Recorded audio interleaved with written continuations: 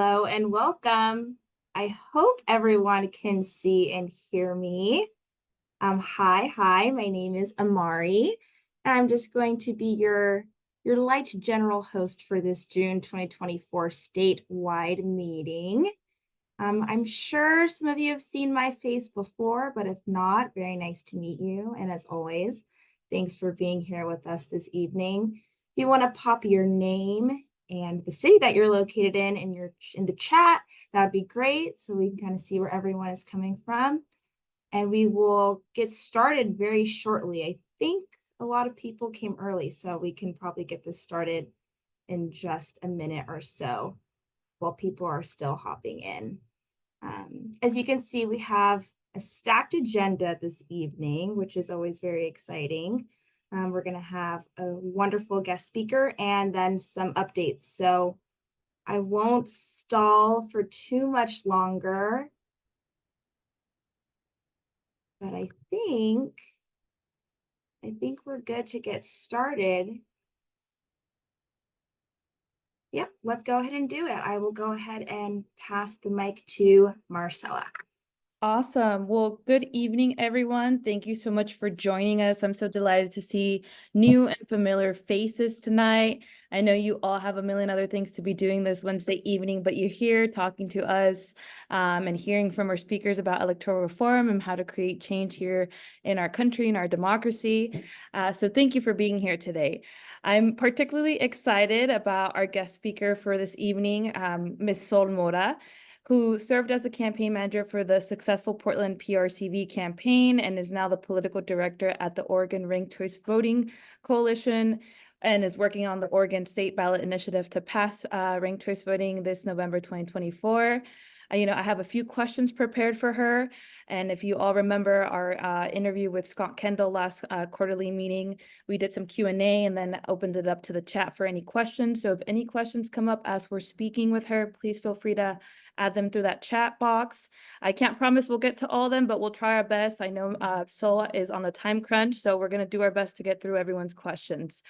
So that being said, we'll go ahead and get started because we have this jam-packed agenda. Sol, thank you so much for joining us tonight. Thank you so much for having me. Really appreciate the opportunity. Yes, awesome. So I know you and I have had some time to talk. You were born in Tijuana, Mexico. You grew up in Salem, Oregon. You previously served as the Advocacy Director at the Coalition of Communities of Color. You worked on the Portland campaign. You're now working on the Oregon State campaign. Can you please tell us more about your incredible background and, when and why you personally chose to dedicate yourself to ranked choice voting advocacy and just, advancing efforts to improve racial justice and create an inclusive democracy? Yeah, absolutely. Like you mentioned, I was born in Tijuana, Mexico. A large majority of my family still lives in Mexico. And so I think for me, even as I was growing up, I always knew that I would end up working in some sort of advocacy space, even before I had the language about what advocacy meant, what these different systems even were. Being an immigrant to this country and not having the ability to participate in democracy through voting when I was growing up, that definitely, really opened my eyes to the fact that all of our communities are affected by the decisions that our elected officials make. And yet there are people who are excluded from democracy. So not only is non-citizen voting something that I care deeply about, but I really started thinking about what are all of the different ways that people are disenfranchised from our current voting system. And so when I was working in the legislature here in Oregon back in 2021, I remember an advocate coming in and talking about ranked choice voting. And that was the first time I had ever heard about it. And I just remember thinking, one, this makes so much sense. Allowing people to rank the candidates in their order of preference, it's not even a super radical idea. We rank things in every day. It's very intuitive. And also, it's really giving people more agency on their ballot. I think a lot of people on this call can relate to that feeling of just being pressured to vote for a candidate that has the best chance of winning and not for the one who actually resonates with you the most and shares your values. And so I think for me, it really is about empowering the voters. And I think it has positive effects on candidates as well. But I think just really giving people this tool that feels better when it comes to voting, I think it's a simple improvement to our democracy. Totally. And I want to thank you because you and I have bonded over this. I have DACA. I live in a mixed status household. So this is personal, like it is for many of us on this call. And I think we're all working towards the same goal, and we have different whys, but we're all here united and standing in the same goal. My next question to you is, I've heard you speak at NANNER before. You were fantastic. And you were specifically talking about coalition building and working with a range of community-based organizations to pass PRCV in Portland. And, I'm curious now, what you're doing with those coalitions that you've worked with or partners now that you're working on the statewide campaign, and what the strategy is overall for that.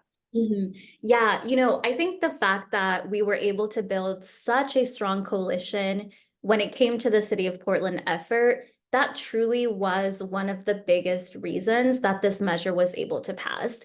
I think voters in the City of Portland were frustrated and they wanted to see big and bold change. But at the same time, as we were out there talking to community members on the doors, through social media, through our mailers, people were able to see there are over 50 organizations here in this city that support this change. And that was everything from labor unions to student groups to organizations led by people of color to democracy groups. Just being able to express that range, I think it really reassured people that, one, this change is needed, and also that there are so many different types of people who are supporting it. So I will say that coalition building, on a values level, I do think it's the most equitable approach to really make sure that you are capturing the lived experiences of multiple different types of communities. But also when you're talking about how to win a campaign, you have to do it with a coalition.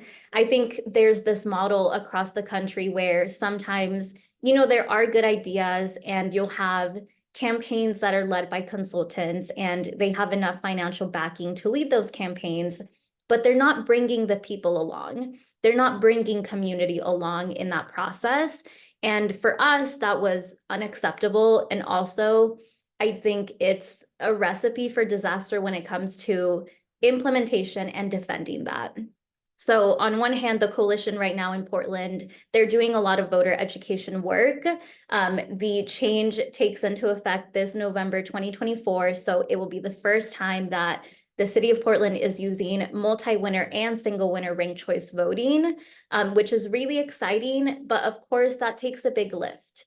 It'll be the first time that a lot of voters are even finding out that this passed in 2022, and they'll be learning about what ranked choice voting is and how to use it. And so I think having a broad coalition, it makes you successful as you're implementing that policy, because now you have so many messengers who have all of these networks and they're talking to their communities, and there's just more people who are able to do that education. And then I would say, as we're seeing attacks on ranked choice voting across the country, it matters that the coalition is able to come together really quickly. In the City of Portland, there have been some current city council members that really don't like the proportional aspect of the multi-winner form. And so they have tried to undo it even after the ballot measure was approved by voters. And because we have so many volunteers and so many people who are energetic, we have been able to say, hey, in 1 week from now, gather outside City Hall and get over 100 people to show up. So I think when you build a strong coalition, you're also really equipping your future selves with a lot of energized people that can show up and, provide testimony, rally, do whatever it takes to defend the thing that was even passed in the first place. So that's a little bit about what's been going on in Portland. With the statewide effort, I will also say that a lot of the folks who supported the City of Portland measure, they have also gone on to support the statewide ballot measure. So if you're working on, ultimately passing this at the statewide level, I would say starting at the local level will benefit you tremendously, because now you're able to cultivate those relationships with those organizations. And then when you're able to actually get it on the ballot, or, have a legislation at the statewide level, you have organizations that you can already rely on, so that they're able to support that, and then, ultimately connect you to other coalition partners. So I would say for us, the fact we started locally has actually contributed to the success at the statewide level to this point. Totally. And just a follow-up question, do you mind sharing some of those coalition partners or some of the folks that are working with you? I know when we talked to Scott Kendall from Alaska, he mentioned like Planned Parenthood was one of those Yeah, coalition partners. absolutely. Who are some of those people that are working with you? Yeah, so during the legislative session in 2023, for the statewide bill, we had some of the biggest labor unions support this. So that includes SEIU of Oregon, as well as AFSCME Council 75. They represent thousands and thousands of workers and employees across the state. So the fact that we had union support really made a difference as we were going out and talking to elected officials. We also have a lot of support from culturally specific organizations. So those are organizations that work with different ethnic and racial populations. Just to mention a couple of those, I was previously at the Coalition of Communities of Color, and they're a coalition that's made up of 18 different organizations. So definitely was so helpful to be able to activate such a big coalition of communities of color. We've also had support from organizations like APANO. They work with Asian and Pacific Islander populations, from NAYA, the Native American Youth and Family Center. So really seeing a lot of different types of communities of color that have supported this. We've also had the support of the League of Women Voters, Common Cause, some more of those, I would say, traditional good government groups. So those are just a couple, but again, there were over 50 at the local level, and there are over 50 for the statewide one as well. Got it. I have a follow-up question to this too, which kind of leads into my third question. So I'll read the third question real quick and then do that follow-up. So the third question is, what have been the biggest structural roadblocks and how is this a movement overcoming them? And my follow-up to your last question is, from my work on the ground, when I'm talking to, whichever party it may be, or labor unions or potential partners, their whole argument is, this isn't a bad thing. RCV is cool, but we don't understand it and we don't know the mechanics of it. So, we know that our system's messed up, but we've learned how to work around it. And we're kind of scared of trying something new. So what is something that you tell them when they're, hitting you with that point, like that uncertainty that they feel, right? Of trying something different. Yeah, I think that uncertainty is definitely always there. I will say that the effort to get this at the statewide level, it actually started back in 2021 during that legislative session.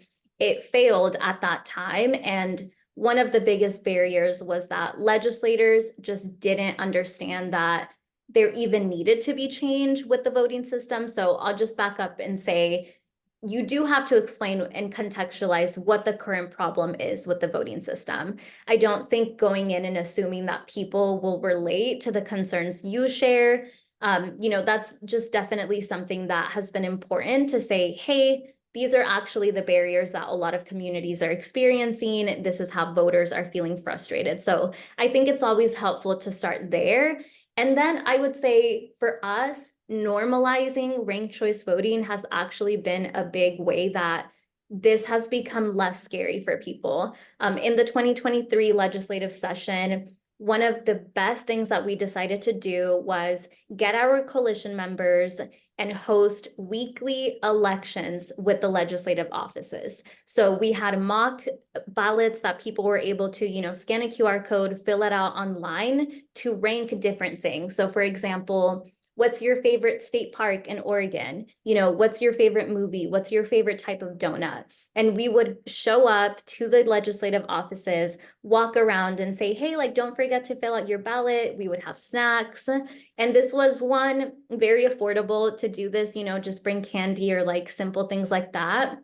And also, I think people were finally able to see, oh, this is what the ballot would look like. Oh, I'm just ranking my favorite options. I think giving people that actual experience is the way that you demystify it. If you just say ranked choice voting, you can rank the candidates, I think people just kind of blank out and they're not able to fully visualize it. So I would say mock elections, even during our campaign to pass this now, at any event that we host, whether it's virtual or in person, we will always have a way for people to be able to, scan a QR code or fill out a paper ballot, because I think that really helps people understand what it looks like.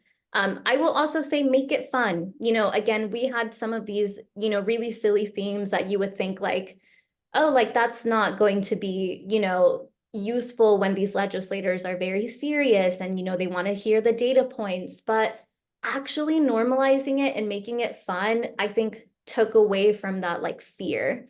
So I would say as much as you can do those types of activities to provide that firsthand experience, I think it helps. I also think you have to show some data, like you have to do both. It's not just pick one and not do the rest. The fact we do have data that shows us that people understand how to use RCV, they like the rankings, right? The ballot errors are not very high. Like you have to be able to provide that information too, because people will have those questions. Like, they'll be like, okay, this was a fun activity, but now I want to see some of that actual data. So I think leaning on Fair Vote and the Ranked Choice Voting Resource Center, those have been two institutions that have been very useful for us. So I would say have both of those tracks, like one of them is education and data to provide the evidence. And I think the other one is just make it fun and accessible. Got it. And my last question before we open it up, because I see some really good questions in the chat box, is I guess assume that everyone on here knows the background of Oregon and Portland. Do you mind just giving us a quick run through of, how Portland happened, what was happening on the ground, and then how you got from passing Portland to now being on the statewide ballot? Yeah. And I know you had an advocate in the state legislature, if I recall from your presentation, that was fighting for RCV. So at the city of Portland level, it was actually through a charter reform process, which you might be like, what is that? I also had never heard of what that was. Basically, it's a process that some local jurisdictions have where they're routinely able to look at the city constitution and they have a group that recommends changes. So in Portland, there were 20 Portland residents that were appointed to be a part of this charter commission, and they were able to recommend policy changes to the form of government, to the way that voting takes place, anything related to the city constitution. And so part of the strategy there was actually to get people we wanted to serve on the charter commission to be appointed. So there definitely is a lot of, back end work that needs to take place to make sure that you have a representative charter commission. A lot of these, groups that the cities across the country will build, they tend to not be very representative of most communities. So you really do have to go out and encourage people to apply so that ultimately they can get appointed. So it was a charter process. Another thing that was unique to that process was that the city actually had a community engagement contract with the Coalition of Communities of Color. And so they were able to fund voter education so that people knew the process was even happening, because there's definitely a lot of ways that people can say, hey, like, I want this to change, like, I'm experiencing this barrier. Are you able to address that? And so because there was that community engagement contract, it definitely allowed the types of communities that don't usually participate or don't have access to government to have a say in what they wanted to change when it came to this specific process. So I think that was, another key ingredient to the success. So again, it was a charter process. Ultimately, the Charter Commission needed to have a supermajority to refer it to the ballot, which they did, a lot of lobbying that happened there as well. And then when it was on the ballot, ultimately it did pass by 58% of voter support.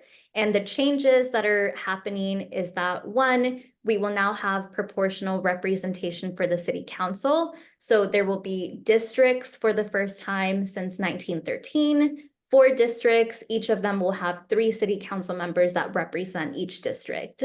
And then for the mayor, it'll be single winner ranked choice voting. So they'll need a majority to win. So those are the changes that happened in the city of Portland. The first election with these changes is coming up in November. And it's at the same time that voters will also get to decide if they want to actually approve this for statewide and federal offices, which I think works really well because now people can see, oh, like this is what it looks like. Now I understand when you're making the choice about the statewide ballot measure. For the statewide ballot measure, it was a legislative effort. So we did have, thankfully, the Speaker of the House, former Speaker of the House, Dan Rayfield, that was able to make this a priority bill. I think, you know, without that support, I'm not sure where we would have gotten. Like, we definitely are very, very incredibly thankful. And Dan Rayfield had actually been involved in another local effort in Benton County. That was the very first place in Oregon that passed ranked choice voting in 2016. And so he was a longtime advocate. You know, that relationship definitely grew and blossomed, and ultimately he wanted this to be an option for voters to decide on at the statewide and federal level. Awesome. Thank you for walking us through that. So, and now I see we have 5 minutes left, so I'm going to try to get maybe 2 questions on here. So Paul here is asking if you can give us some sort of sense of how likely it's going to pass in Oregon. He says slam dunk, very likely, somewhat likely. What do you think the status of it is? I would say very likely. You know, we have done public opinion research polling, which shows that a majority of voters in Oregon support ranked choice voting. So, you know, we definitely feel very reassured by that. And I would say, like, even beyond the polling, like, I think that's helpful always in any campaign, but I think it's just like the pulse of the conversations that we're having with people. Like, we cannot ignore how frustrated people feel. Like, it comes up in so many conversations, even with the upcoming presidential election. I think that is so timely at this moment because voters are feeling, I don't like either of these options, right? Like, that's a common sentiment for a lot of people. So in some ways, the fact that, you know, people will have to vote for the lesser of 2 evils in some ways, like, I think that's only helping to make the case for ranked choice voting. Got it. Awesome. Next question here is by Chris. It says, do you have to be strategic about the order in which you approach and bring on coalition partners and endorsers, for example, so the coalition doesn't seem too one-sided early on? That's a great question. I would say that right now, if you take a look at our coalition, you would say, like, okay, it leans more progressive than conservative.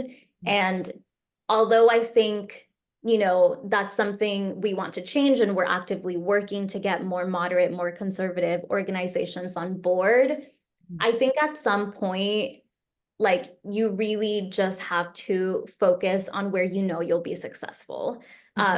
I think a lot of the times, you know, people do stop themselves from building coalitions because they'll say, like, oh, this will look too progressive, or like it'll look too much like this or like that.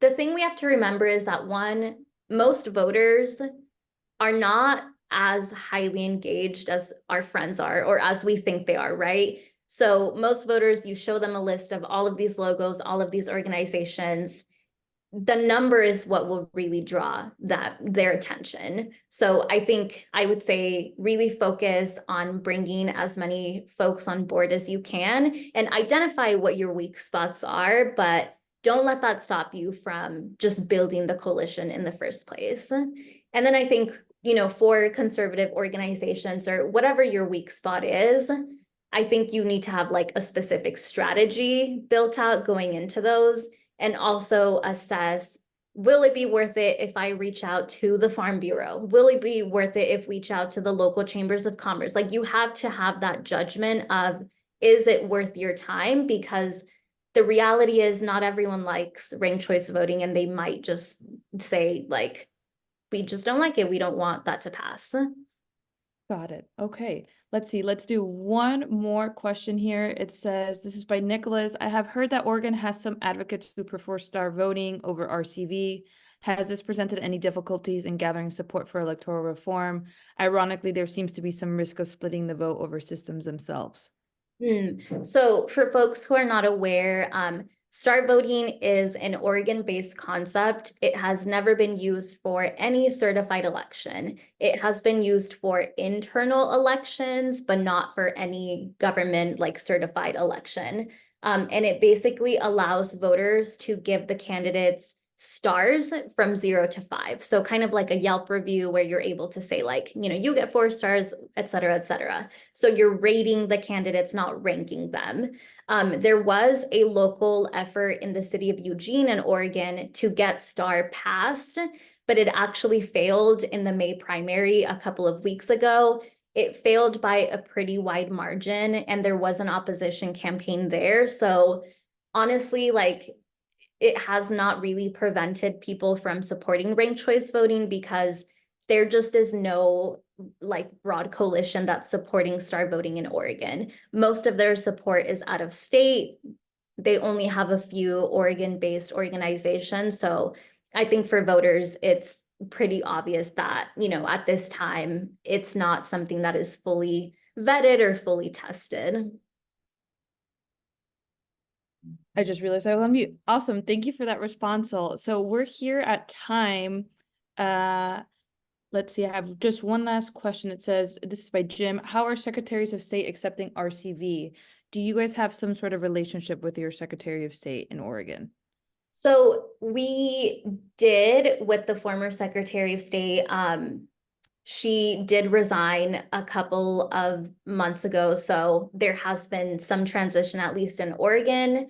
But we definitely are, you know, ensuring that candidates who are running for Secretary of State for the upcoming election know that ranked choice voting, you know, it's on the ballot. This is something that voters care about, making sure their questions are answered. So I think it's really just about providing more of the like implementation side of things. And it always helps when we say, we're not the first to do this. Maine and Alaska have done this. Over 50 places in the US have done this. Like there is an infrastructure to do this. We are not the first ones. And usually that's the biggest point to really like calm the nerves. Awesome. Well, so I think we're at our time here. I want to thank you for taking the time to share your experience and just, you know, providing us with some food for thought, right? And really paving the way for us for cities that we're working on here in California and for actually the state of California. I always say we don't want to reinvent the wheel. We want to work in coalition with others. And so I thank you for your friendship and for your partnership and coming here tonight and just for your leadership and working with our communities of color to create a more inclusive democracy. Thank you so much. I did put our website in the chat. There's, you know, a contact button on there if you'd like to sign up to receive our newsletters. All of that good stuff is on there. Thank you all so much. Really appreciate everyone being interested. And yeah, just wish us luck. We will. We'll be cheering. I might even fly in and just be there for you guys. Yes, let's do See it. whatever I can do. Awesome. Thank you, Thanks, Marcella. Sol. Bye. All right. I believe I am handing this back over to Amari. Amari's like, wait a second.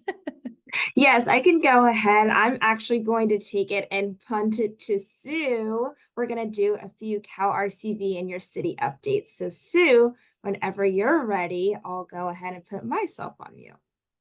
Yes, and I believe it's Sue and Ken who will be working on this update. They're both residents of Richmond. Yeah, can you hear me?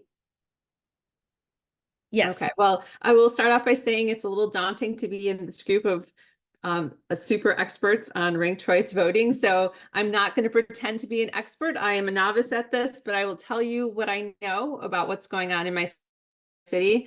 So it seems like, so I live in Richmond, California, which, if you're not familiar with it, we're in the Bay Area. We're considered to be part of the proper Bay Area, but we're a little different than most of the Bay Area. We tend to be more economically diverse and racially diverse and ethnically and everything and economically diverse than the rest of the Bay Area still is, or the rest of the Bay Area is.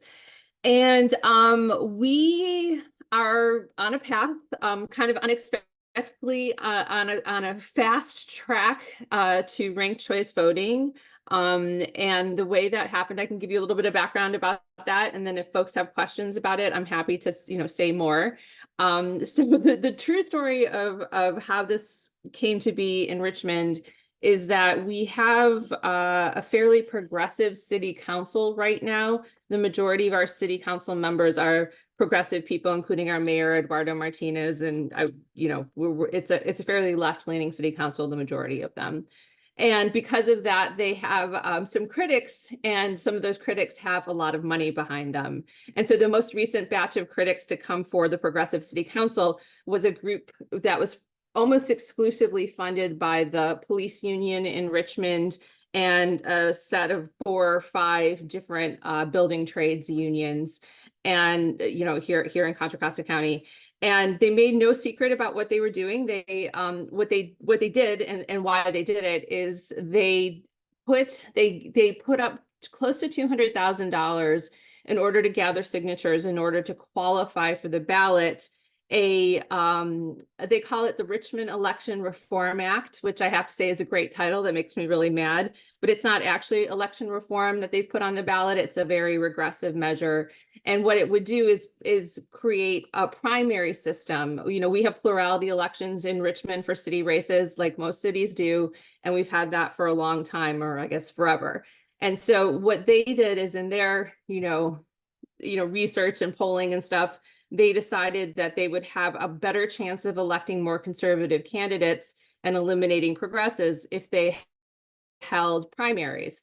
And they're probably not wrong about that. Like when you look at sort of the support that a lot of our progressive electeds have, they're not necessarily the same people who vote heavily in primaries.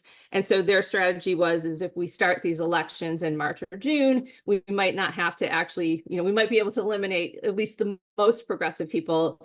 And if it's just a head-to-head race, it would actually decide the whole election. And so that was, as I was trying to say this, they made no secret that this wasn't voting reform they were doing. They didn't just wake up one morning and the police union decided we really need to improve voting. They actually put out an FAQ, which is hilarious, saying, why are we doing this? And they explain that they're doing it because the building trades are angry because the Progressive City Council voted against them being able to build housing on contaminated land in a couple of places in Richmond, and that cost, the trades some money. And the police union's angry because they want more money and more police and so forth. And the city council is not lavish with their spending on police. I'll say it that way. So they're mad at the current city council. So they've decided they're going to change the rules for elections. So what we did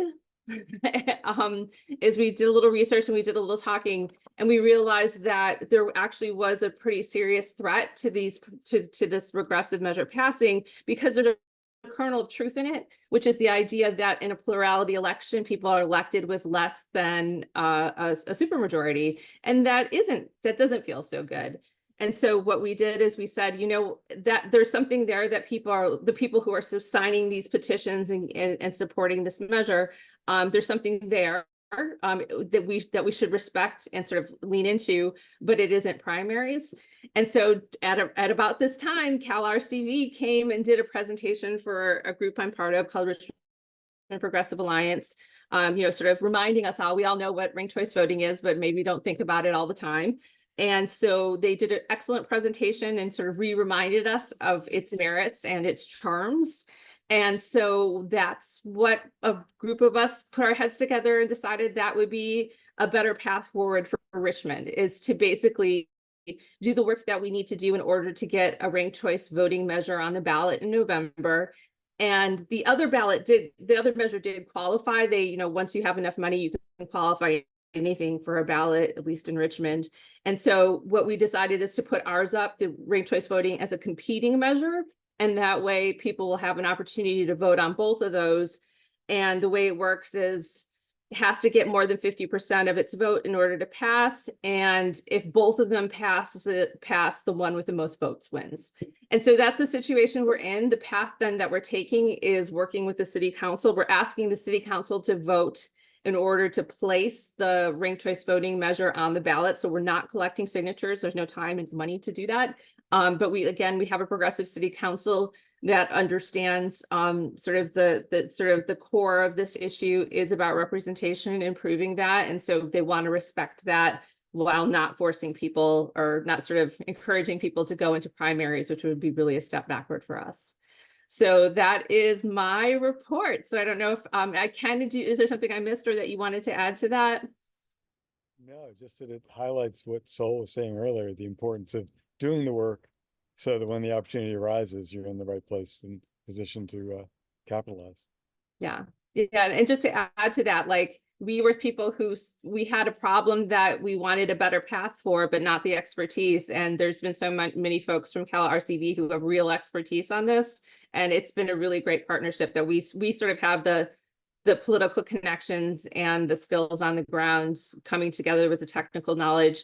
It's not a completely smooth, like there's always a little bit of bureaucratic this and that, but I'm really confident we're going to be able to get this, at least get this on the ballot. And I think it's got a great shot of passing once it's there.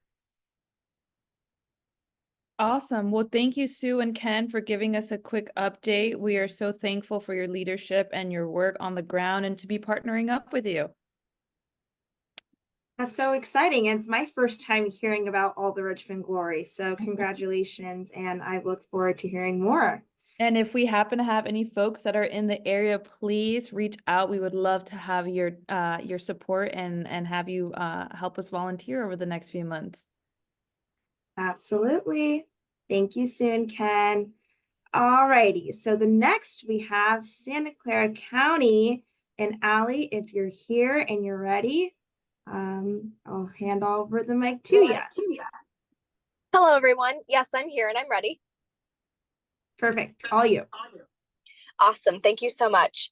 Hello, everyone. Thank you so much for taking the time to hear these updates with us. My name is Allie Hughes, and I'm the Government Affairs Manager for Canyon Snow Consulting, and we have the distinct pleasure of working with the Ranked Choice Voting Coalition.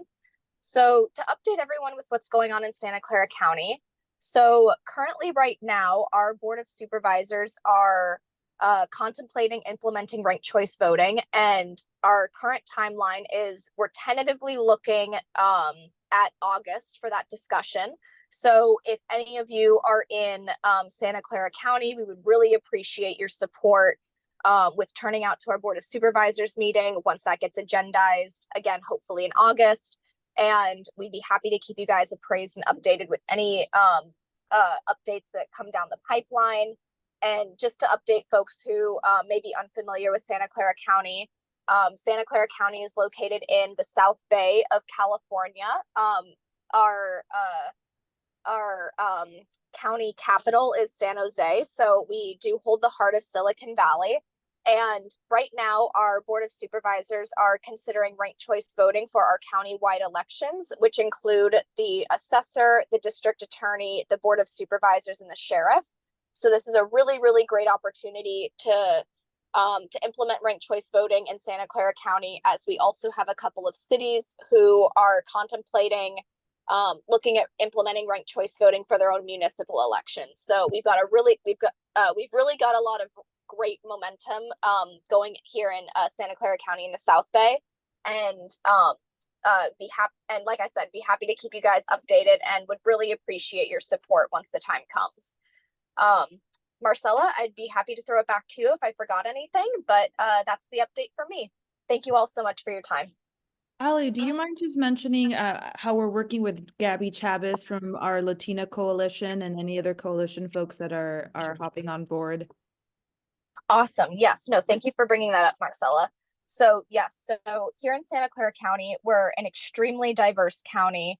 And Cal RCV, we've done a really great job of building a coalition of, we've done a really great job of building an organic coalition of community leaders. And one of our great partners is Gabby Chavez Lopez. She's the executive director of the Latina Coalition, which is a fantastic organization that looks to build equity amongst the Latina community.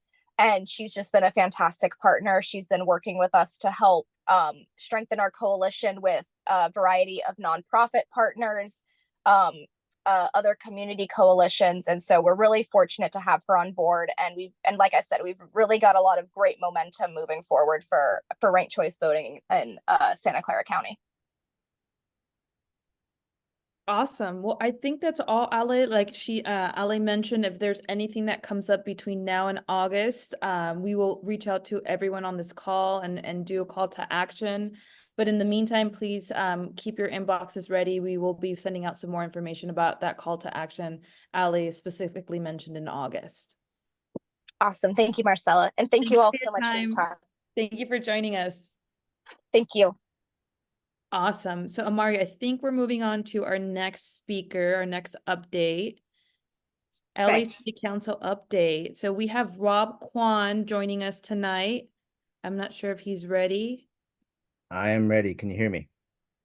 Yes, we can hear you, Rob. Thank you so much for joining us tonight. Thank you for having me, stepping in for Mike. So forgive me if I don't have everything set up perfectly, but just to give you a little update on where the city of LA is, we obviously had a big scandal and a lot aside from that one scandal. And this November, independent redistricting will be on the ballot for the city of LA as well as LA Unified School District. They are also placing ethics charter reform measures on the ballot. Unfortunately, those got gutted at the last minute with a push by labor. And the council has been completely unable to come to any kind of consensus on council size, which is something they've talked about as far as increasing the size of city council. So they have created a charter reform commission to look at that issue and the entirety of our city charter, and with the eye towards putting something on the November 2026 ballot. They are still in the process of getting that commission off the ground, making appointments and all of that stuff. But as I said, they will be looking at council size, and because we have a bit more time, they are, they're in the conversation on council size. There were at least a couple of members on the council that were very intrigued by what happened in Portland, and moving towards, proportional representation coupled with ranked choice voting. So this would offer an opportunity to have those kind of deeper conversations. And our outgoing council president did note that as far as what this commission could offer. There's been an ongoing effort, and a shout out to Cal ranked choice voting. We had Warren there at that last meeting where they talked about charter reform, asking for them to consider ranked choice voting. There's also an ongoing effort to get democracy vouchers looked at. Just a few kind of notes on why this might have some value in LA and be interesting there is we have nonpartisan races that go to the top two unless somebody wins 50% in the primary. And that leaves us with oftentimes choices decided in the primary. Sometimes they don't even go to a runoff. So we have a low turnout election. And we also have situations where people are stuck choosing between, do I really want to vote for this other candidate, or do I have to settle for Karen Bass because I'm concerned about Rick Caruso? So there's just a lot of gamesmanship that we could get beyond with ranked choice voting. On the Fed tapes, when you heard them talking about drawing Latino districts, punishing the African-American members of the council, things like that, that really just kind of highlighted, our single member districts, our voting system pits communities of color against each other. It leaves us with a really vicious zero-sum game, and moving towards that kind of a different system could address some of the kind of demographic changes you see in LA, where traditionally South LA was heavily African-American and is now majority Latino. So we've had 3 African-Americans on our council for about 30 years. And that might not be the same situation we have 2 years from now. So this is something that can kind of address the diversity of LA in a much more comfortable way. So just wanted to flag that, they are still considering, all kinds of ideas. This Charter Reform Commission is a venue to get them to push forward anything that you might like out there. But I will drop a poll in the chat. This is something that Mike Draskovich helped organize, and there was a question in there on ranked choice voting in the city of LA. It polled very, very favorably. Our problem is not the people, it's the politicians, unfortunately. But I I don't want to take much of your time. So I think that's good unless there are any questions or clarifying questions. Yeah, just Rob, real quick, just for everyone. My understanding that some of the folks that are in opposition is obviously labor, right? With some of the reform that we want to do here in LA. Is that correct? With some of the reforms, they've come out strongly against the lobbying reforms, and they've come out against the ethics charter reforms, in part related to concerns about lobbying restrictions. In some situations, labor has been very helpful. They pushed about 10 years ago to move us from low turnout off-cycle elections that had 10 to 25% turnout to align with state and federal elections. So there have been some issues they've been very strong on. I don't know where they are on the council size issue. The real issue with council size is more the power of the members, and they don't want to give up the power. They have districts that have 260,000 people in them each. So that's the really big problem with expansion. I think it's a really big, it's a really issue by issue kind of situation that we have. And there's some situations where I think just generally speaking, in the city of Los Angeles, because we are, a bit more to the left of some cities, some of those special interests that used to have more power with those low turnout elections don't anymore. And there's just generally speaking a concern and special interest to have any kind of change in system that might deviate from the one in which they have a stranglehold over those in power. So that fear of the unknown that our council members, that is the biggest issue with ranked choice voting. I've talked to some staff on the council who said, your biggest problem with ranked choice voting is they don't know it. They didn't get elected in that system, so they're not going to trust it.